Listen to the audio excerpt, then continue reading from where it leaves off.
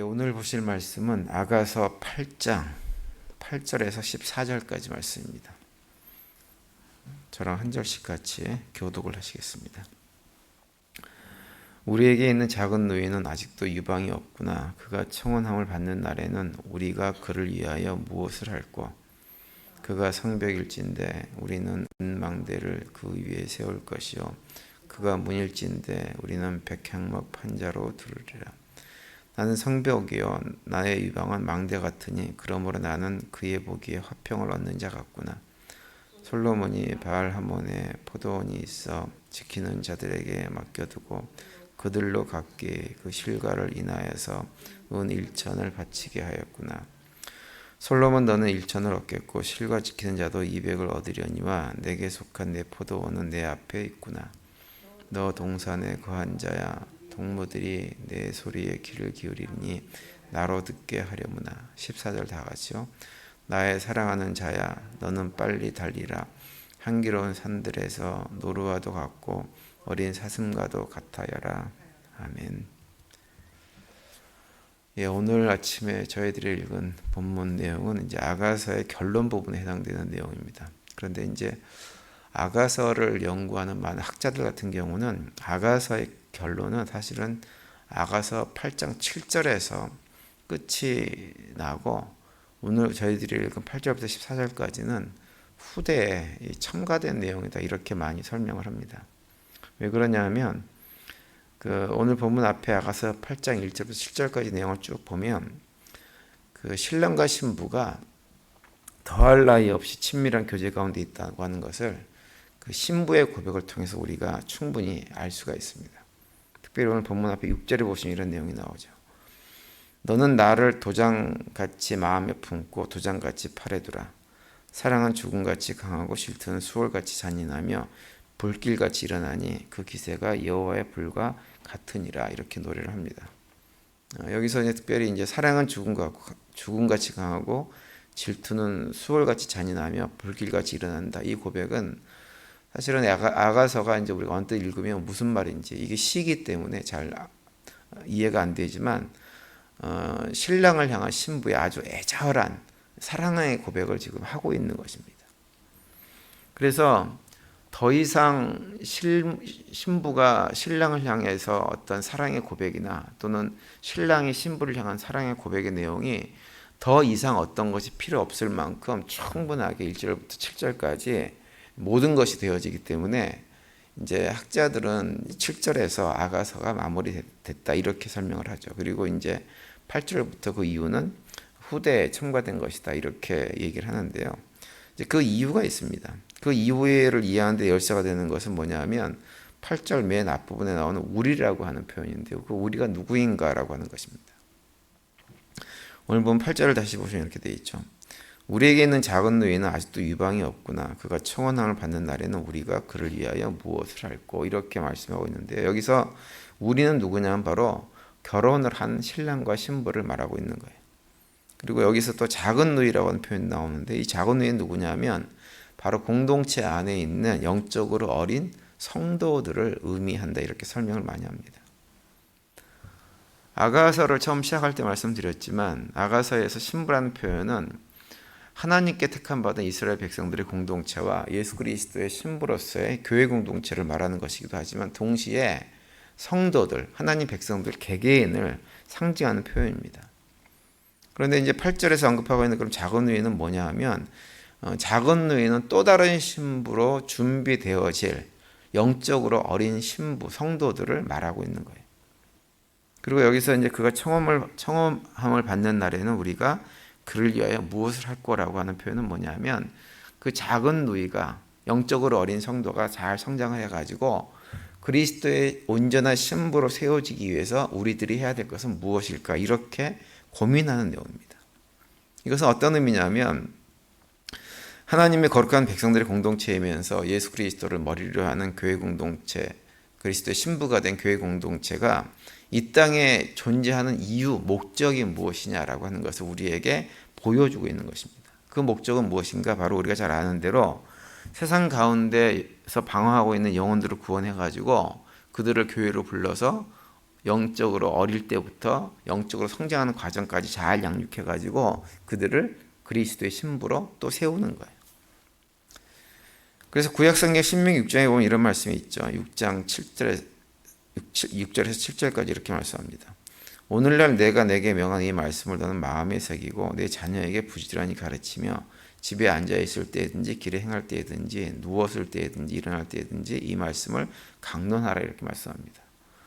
이 말씀을 우리가 흔히 가정에서 또는 교회 공동체에서 어린 자녀들에게 말씀을 잘 가르치라라고 하는 말씀으로 이해를 하지만 사실 그것뿐만 아니라 교회 공동체에서 영적으로 어린 사람들을 잘 양육하기 위해서 최선을 다해야 된다라고 하는 말씀을 하고 있는 것입니다.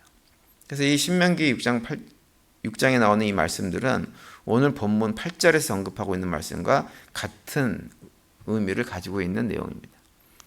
그러니까 이 땅에 존재하는 그리스도의 신부로서의 교회는 예수님께서 우리에게 지상명령으로 주신 대로 세상으로 나가서 복음을 전하고 오고 오는 세대를 계속해서 교회로 초청해가지고 그들을 하나님의 자녀 예수 그리스도의 새로운 신부로 양육하는 역할을 감당하는 것이 교회가 이 땅에 존재하는 목적이고 하나님께서 이스라엘 그들을 하나님 백성으로 부르신 목적이라고 하는 거예요. 그것이 무엇이냐? 하나님께서 아브라함에게 말씀하신 열방 가운데 복을 전해주는 통로로 내가 너를 사용하겠다라고 하는 말씀과 다 똑같은 맥락의 말씀인 것입니다. 그러니까 우리가 하나님 백성이 되었다고 하는 것은 그냥 하나님 백성이 되어져서 하나님의 은혜의 날개 아래 그 보호 아래 머물러 살면서 그냥 잘 먹고 잘 살고 편안하게 지내는 것으로 끝나는 것이 아니라고 하는 거예요. 우리에게는 사명이 있습니다. 사명이. 그래서 베드로전서 2장 9절에 보면 이렇게 말씀을 해주고 있죠. 그러나 너희는 택하신 족속의 왕같은 제사장들이요 거룩한 나라의 그의 소유가 된 백성이니 이는 너희를 어두운 데서 불러내어 그의 기이한 빛에 들어가게 하신 이의 이름 아름다운 덕을 선포하게 하려 하심이라 이렇게 말씀을 하고 있어요. 우리 모두는 택하신 족속이고 왕같은 제사장이고 거룩한 나라 하나님 백성된 하나님의 소유가 된 백성이 되었는데 왜 하나님께서 우리를 그렇게 불러내셨느냐? 그 이유는 다른 데 있지 않고 우리를 그런 자리로 불러내신 하나님의 아름다운 덕을 세상에 선포하고 증거해서 세상의 많은 사람들, 하나님의 아름다움을 모르는 많은 사람들을 하나님 앞으로 인도해서 그리스도의 신부로 세우게 하기 위해서 우리를 불러내셨다고 하는 것입니다. 그래서 우리 믿음의 공동체에 속한 우리들은 그냥 교회 다니면서 우리끼리 즐겁고 행복하고 좋자고 다니는 것이 결코 아니에요.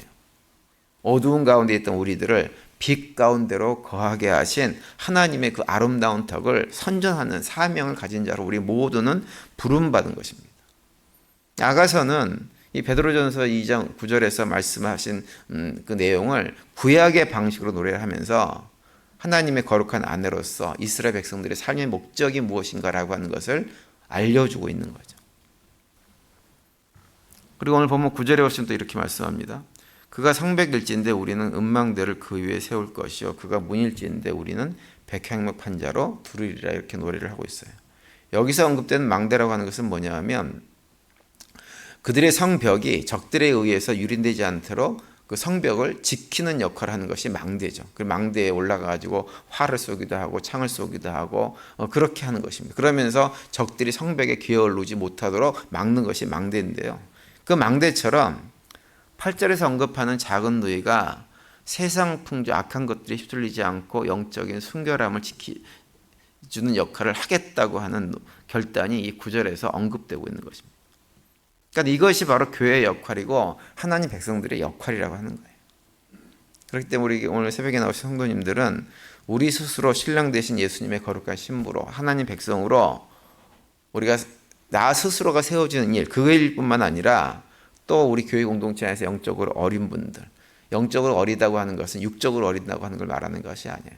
신앙생활을 아무리 오래 했어도 영적으로 어리신 분은 영적으로 어린 상태에 머물러 계신 분들이 많이 있습니다.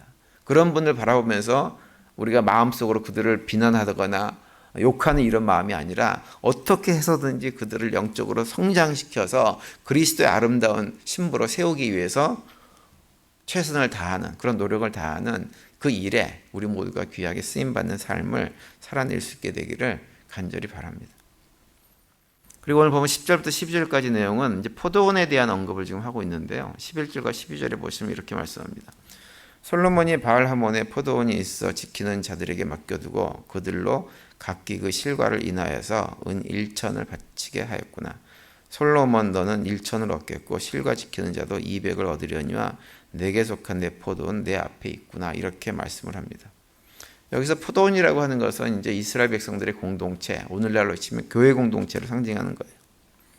그래서 이 8절과 11절과 12절 말씀은 앞에서 언급되어졌던 8절과 9절에서 마찬가지로 이 땅에 그리스도의 신부된 교회, 하나님의 아내된 이스라엘 백성들의 공동체가 어떠한 삶을 가지고 있는지를 다시 한번 우리에게 보여주고 있어요. 11절에 보시면 솔로몬은 바알하몬에 포도원이 있었고라고 되어 있는데요. 이 솔로몬이 그리스도를 상징하듯이 그의 포도원은 뭐냐면 교회 공동체를 상징하는 것입니다. 그리고 성도들은 또 이스라엘 백성들은 어떤 존재로 묘사가 되어지냐면 그 포도원에서 일하는 농부들로 많이 비유를 합니다. 특별히 복음서에서 예수님께서 우리에게 그런 비유들을 많이 해주셨죠. 포도원 농장 주인이 포도원을 만들고 그 포도원에게 일할 사람들, 농부들에게 그 포도원을 맡겼다. 이런 표현들을 많이 하세요. 그런 것처럼 오늘 본문에서도 그런 내용이 언급되고 있는 것입니다. 특별히 11절에 보시면 포도원을 각 소장인들에게 할당해 준 다음에 그 소장인들에게 무엇을 요구하냐면 은 1,000개씩을 소장료로 바쳐라. 이렇게 명령을 합니다.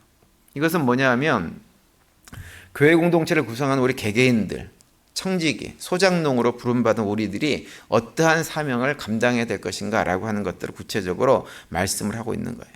예수님께서 우리 각자에게 교회 공동체라고 하는 포도원의 일꾼으로 우리를 불러주셨고 그 일을 맡겨주셨습니다. 이제 우리가 해야 될 것은 무엇이냐? 이 공회 공동체, 믿음의 공동체인 교회 안에서 교회가 건강하게 세워질 수 있도록 각자에게 주어진 은사에 따라서 그 은사에 따른 열매들을 아름답게 맺어가는 일이 우리가 해야 될 일입니다. 그러면서 교회를 건강하게 세워나가는 거죠. 그것을 감당하는 것이 그리스도의 신부로서 하나님께 사랑을 받고 은혜를 받은 성도들이 해야 될 사명이라고 하는 거예요. 우리가 이것을 잊지 말아야 됩니다.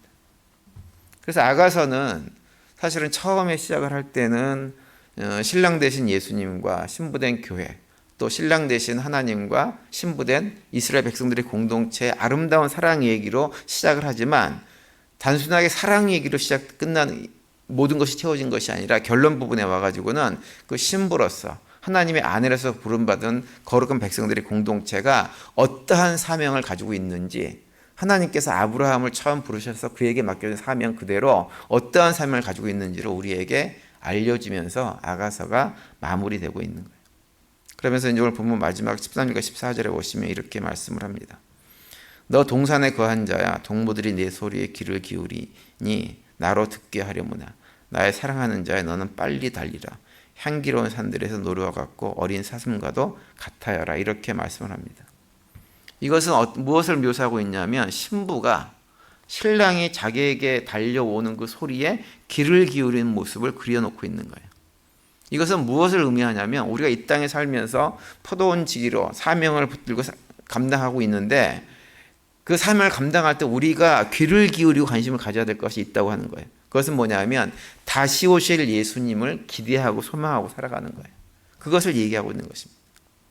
우리 믿음의 성도들은 궁극적으로는 바로 그것을 소망하면서 살아가는 사람들입니다.